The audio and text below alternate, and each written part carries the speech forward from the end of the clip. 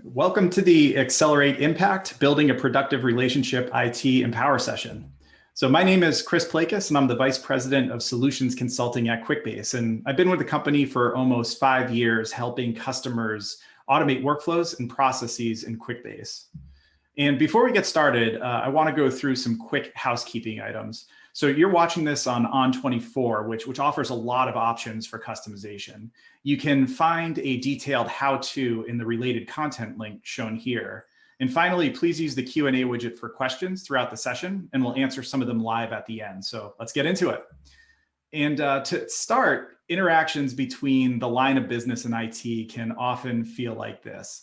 And at Quickbase, we work with many organizations and we interact closely with both sides of the tumbleweed. So this is where we cue the music, wah, wah, wah. And I really wish I had a recording, but moving on. So unfortunately, this is the reality in many organizations.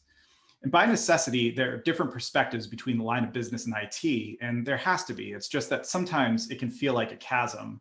And the most progressive organizations have built a bridge across that chasm so that with appropriate effort, you can cross from one side to the other. And to frame the purpose of this session through an analogy that will refer back throughout the presentation, it intends to provide you with some techniques and an understanding of core concepts so that you can build a bridge, meet IT in the middle, and walk shoulder to shoulder with them to the other side so you can start getting work done. There are other sessions at Empower that complement this one, specifically a Quickbase governance roadmap session hosted by product manager Kat Catini, and a deep dive on the Center of Excellence framework hosted by Dave McCormick, which is a framework that we'll touch on in this presentation. And frankly speaking, although there's a Quickbase slant to the content in the session, and we believe that Quickbase is uniquely positioned to help build the bridge, the content should benefit you even outside the context of Quickbase. So with that said, let's go over the agenda. If the goal is to build a productive relationship with IT to get work done, the first step is to understand IT's perspective and develop empathy so that we can meet them in the middle of the proverbial bridge. Once we do that, building a bridge is a daunting task, and oftentimes the first step is the hardest. If you get it wrong, the bridge will fall down, so we'll provide some techniques on where to begin. Next, we'll cover some key concepts to give a baseline understanding of some of the things that IT cares about. And fair warning, get ready for some alphabet soup, but we'll take time to digest it. And then we'll provide some tools both inside of the product and out that will help to establish the governance needed for IT to achieve their goals while giving the line of business the flexibility and freedom needed to get work done. And if all goes to plan, we'll have plenty of time for live Q&A at the end. So let's start with a quick exercise. So just for the purposes of knowing who we're speaking to today, I want you to give me the following information. First, your name. Then if you can, your date of birth. And why don't you throw your credit card number in there, as well as that, that 3 or 4 digit CVV number. And finally, if you could give us your social security number, I think that would give us everything that we need to get to know more about you. So I'll just pause and wait for the chats to roll in. Any takers there? And of course not. Right. But unfortunately, these are the things that we hear were stolen when the news reports of a security breach. So why is that? 9 times out of 10, someone simply didn't lock the door and a malicious actor walked right in. And let me explain what I mean. The number one cause of a breach is exploiting of unpatched vulnerabilities. In other words, someone didn't click the update button. There's some problem in the software that everyone knows how to exploit, and the door is closed simply by updating the software. And for one reason or another, that update never happened, and it doesn't take a super hacker to exploit the weakness, better known as the vulnerability. The number 2 cause is human error. And let me tell you a quick story on that one. I once worked in professional services where I spent time on site with various companies, and I witnessed a situation where an HR team kept track of employees and their social security numbers in a Google sheet. The permissions of that sheet were set to anyone with the link can access. So sure, it'd be really hard for someone outside the org to guess the link, but what happens if someone leaves the organization under bad circumstances? You'd like to think that this is an anomaly, but this stuff happens all the time. IT didn't create the sheet and they didn't even know it existed, but if someone with the link disclosed that information, it would be viewed as an IT failure. So hopefully this provides you with some empathy for the eternal struggle that IT deals with. it can impact you personally, as I guarantee your company has your PII, or personally identifiable information, that you wouldn't want shared with the world. So I want to give you some insight into the strategy that IT uses to mitigate risk. And what you're looking at is a defensive structure known as a bastion. And a bastion is a fortification that's built at an angle to the line of a wall to allow for maximum visibility and enable defensive fire in several directions. So, what's IT trying to protect against, first off? And you can really boil it down to three things. And the first is a data breach, which is the unwanted dissemination of core organizational data, whether that's PII, personally identifiable information, or organizational trade secrets. The second is data corruption, because bad organizational data equals bad business decisions. And the third is downtime, because you can't serve the business if the systems aren't working. And so, like a bastion, the strategy that IT anchors on to protect against these things is, one, shrink the surface area or minimize the number of systems, because like the physical world, the more spread out you are, the weaker the line is and the easier it is to break through. Two, increase visibility. So like a bastion, knowing what's going on around you is key. And then three, harden the exterior, which in software means access control, patching, and other controls to close the door and prevent someone from walking in. But that's a difficult strategy to implement given IT's reality. And according to a recent Wall Street Journal article citing Okta and Gartner, it's likely that an enterprise has over 200 applications in their enterprise ecosystem. That's 200 applications that IT has to procure, update, maintain, et cetera. And while some CIOs want to clean house and eliminate unnecessary clutter in IT systems by consolidating them, they're also encouraging employees to bring on new tools that can be secured and integrated into their core tool set. So they aren't necessarily eliminating or consolidating apps, but they are attacking shadow IT, which is the stuff outside of their control, like the Google Sheets I talked about earlier. And the reason that they're doing this is that the cat's already out of the bag. According to Gartner, 90% of app developers and users are in the line of business. And by 2023, Gartner also estimates that the number of citizen developers who are active in app development, data science, app integration, and other activities will be 4 times greater than the number of professional developers. So in other words, IT is now in mitigation mode versus containment, which is completely uncomfortable. So as a result, organizations are shifting the focus of modern security away from traditional network strategies to perimeterless approaches, meaning they're focusing on 3 things: users, data, and locations. So keep these in mind because we'll refer back to them later on.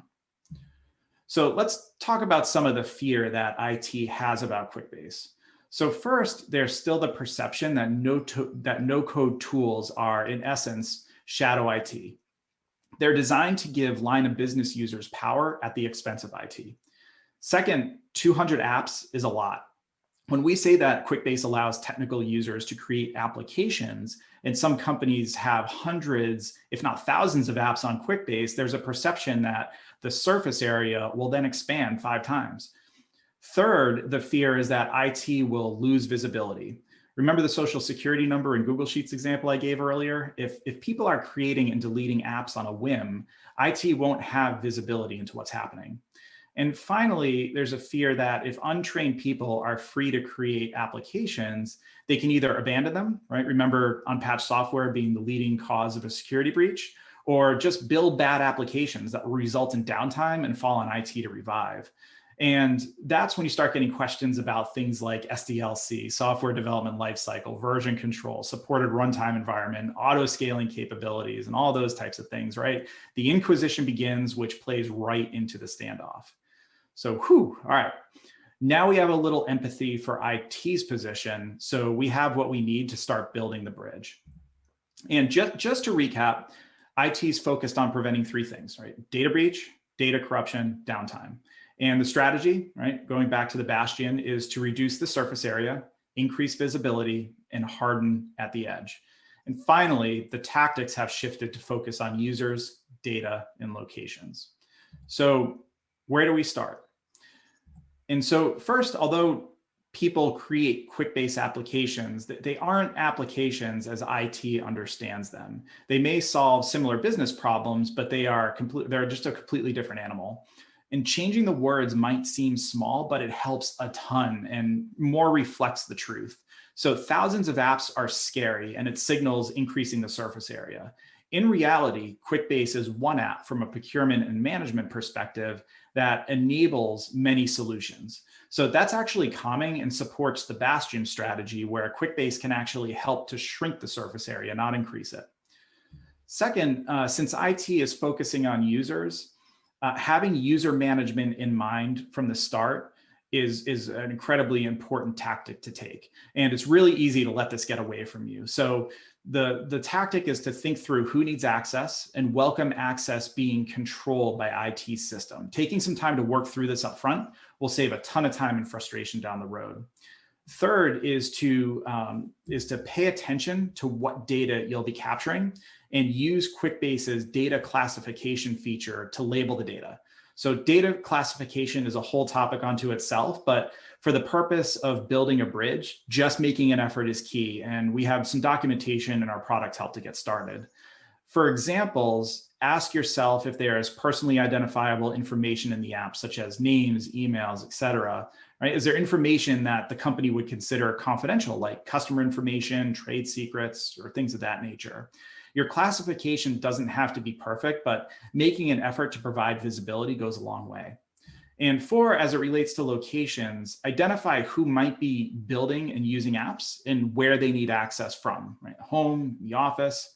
If you do these four things, you will have started to build a bridge. And let's dive into some key concepts and get further down the path. So fair warning, this is where the alphabet soup comes in, but knowing the concepts and speaking the language is how you meet IT in the middle of the bridge.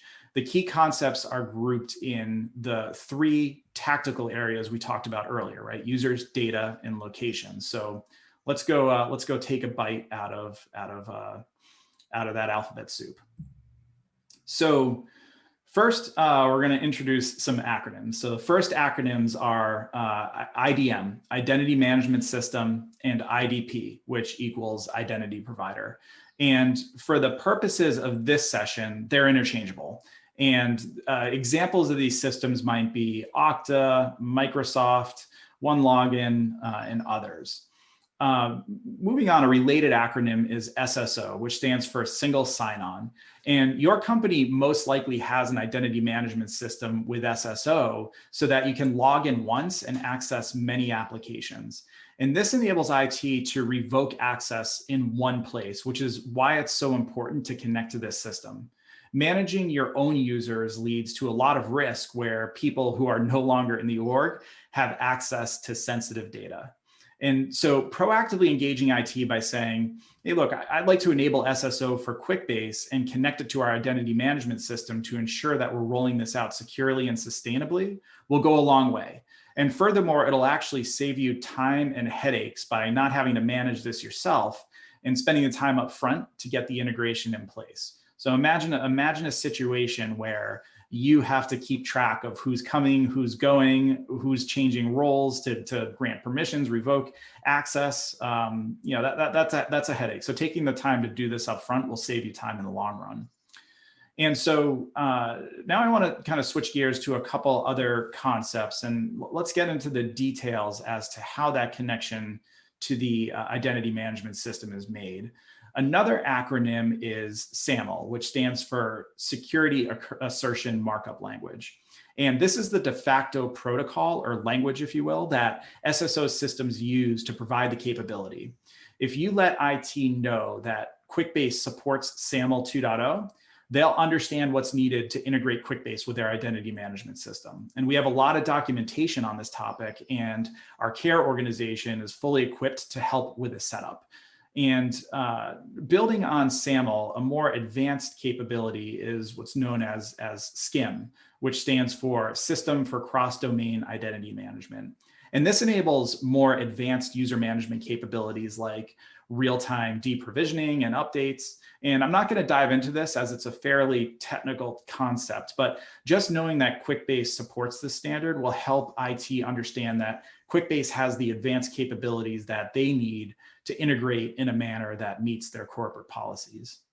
And finally, groups is how IT assigns people to different levels of responsibility. So usually groups are organized by role and department, and Quickbase has the capability to group users and the groups that IT manages in IT's identity management system can be propagated into Quickbase so that management can be centrally controlled. So proactively telling IT which departments or subgroups of users will need access, and that Quickbase can pull in group data from the IDM, the identity management system, will start a really productive conversation because it gives IT the confidence that they can centrally manage access, and that as people change roles within the organization, or if they leave the organization, then they're not going to have access to systems that they shouldn't. So very, very great control.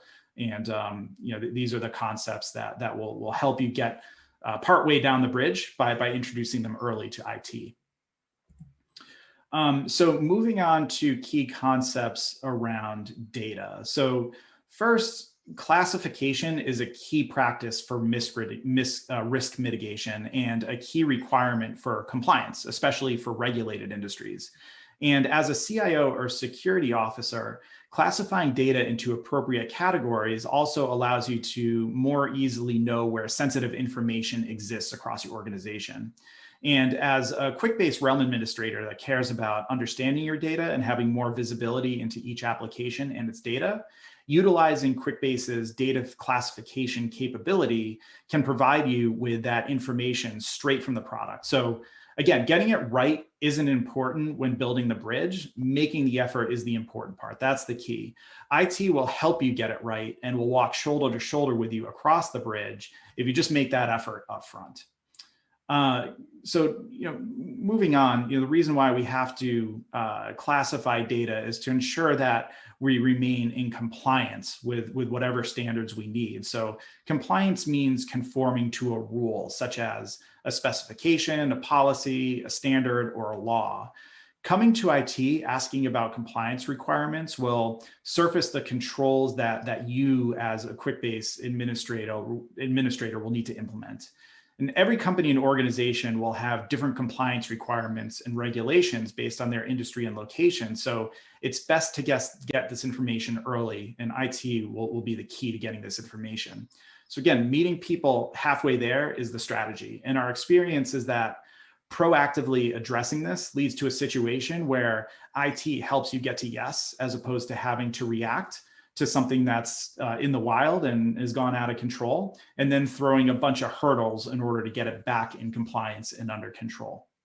So moving on, I want to talk a little bit about the principle of least privilege. And what the principle of least privilege is a theory that minimum access to data and systems should be granted to an entity or person based solely on what they need to do.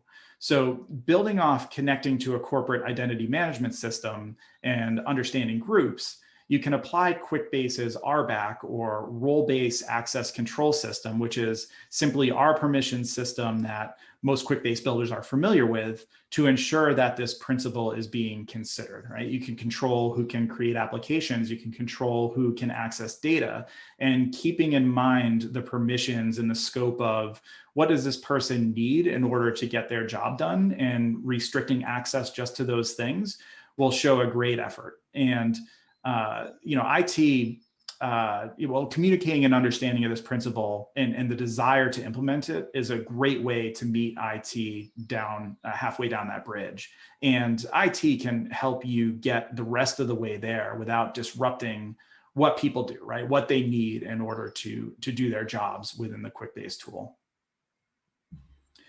Ending with the key concept around location, the first thing to note is that Quickbase is a SaaS, or a software as a service. And that means that it's hosted on the cloud. In other words, it isn't software that IT has to install on their servers or on people's desktops and manage. So most organizations today will find this favorable, provided that the vendor is responsible. And so Quickbase is audited annually, and we provide the findings in what's known as a SOC 2 report. And this is something that you want to proactively offer to IT to help them understand that not only is the vendor, right, in this case Quickbase, responsible, but an independent third party attests to that responsibility. So it isn't you saying it, it isn't Quickbase saying it, it's a reputable auditor saying it, someone who's independent and someone who's a third party.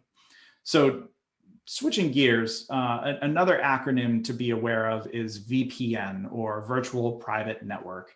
If your organization requires you to log into a VPN, then it's as if you're connecting from the company's building or location, regardless of where you're actually connecting from.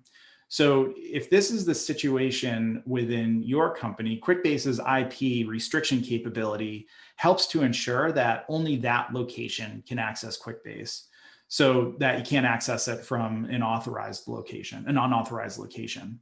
Working with IT to understand their VPN requirements will save you and IT some headaches if you work this out early.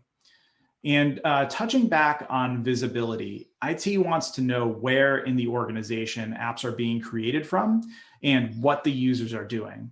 And this is where creating an application intake process, coupled with a builder training and certification, so that IT has confidence that the capability of people building applications is high, is really key. And we'll touch on a mechanism to do this in a minute, but just to round out this concept, Quickbase's audit log capability is a really important control that gives IT the visibility that they need into who's doing what in the applications.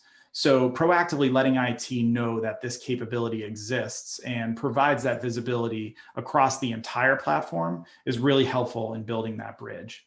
So, going over these concepts, the concepts related to location mitigate the fear of application downtime and lack of visibility into what's getting built, which goes a really long way. So we introduced a lot of concepts, and we introduced them pretty quickly, and I'm sure that your head's spinning a bit, but fortunately, Quickbase has developed a framework that enables you to work collaboratively with IT to help operationalize all the key concepts that we talk about. And this is the mechanism that I alluded to on the last slide. There's an entire Empower session that dives into this framework, so it's a great complement to the foundational information that we covered today. And the framework is really a tailored mechanism that centers around each company's unique compliance requirements and controls that they need to implement. And we also have an application to help implement this framework. And the application serves as a contract between you and IT to ensure that you're working in accordance with corporate policies. And in return, if you do these things, you'll have much more freedom to leverage Quickbase in order to solve your problems. So it's a great application that operationalizes a lot of the concepts that we talked about today. And if you're providing Quickbase if you're providing IT with the visibility that they need and all the controls that will make them feel comfortable that Quickbase is a single application, right? A single platform that can actually help to reduce that surface area, then it really kind of opens up that door for people to have the freedom to implement their solutions without having to kind of go to battle each time. So, Quickbase as a platform, great way to start to build that bridge and starts to build a productive relationship where IT becomes an enabler for the business, as opposed to, maybe viewed as the ministry of no. And for all the things that we discussed earlier on, there's great reasons as to why they put up hurdles, why they say no. there's reasons that protect you and the company, which if you know about, you can work and leverage Quickbase to help address so that you can have that productive relationship. So just to recap, we learned about IT's perspective so that we can meet them halfway to where they are. All right, that's key. If you meet them halfway to where they are, you can walk shoulder to shoulder to the other side of that bridge so that you can do what you need in order to get your work done. We also provided 4 tactics that you can use to proactively start building that bridge. And we also went over the key concepts that were focused around users, data, and locations to complete that bridge. A lot of acronyms, a lot of concepts, but those are key concepts that IT will need confidence in order to give the business back the freedom to use the tool in the way that they need in order to get their work done. And finally, we introduced the Center of Excellence framework, which will help you walk shoulder to shoulder with IT across that bridge to the other side, giving you the freedom that you need to use Quickbase to get your work done. And so, before we get to the Q&A, I just wanted to thank you for your time and ask that you share your feedback and rate this session. Also, if you have any questions, my name is Chris Plakis, so please head over to the Quickbase community Slack Empower Sessions channel and Slack me. So with that, love to take your questions.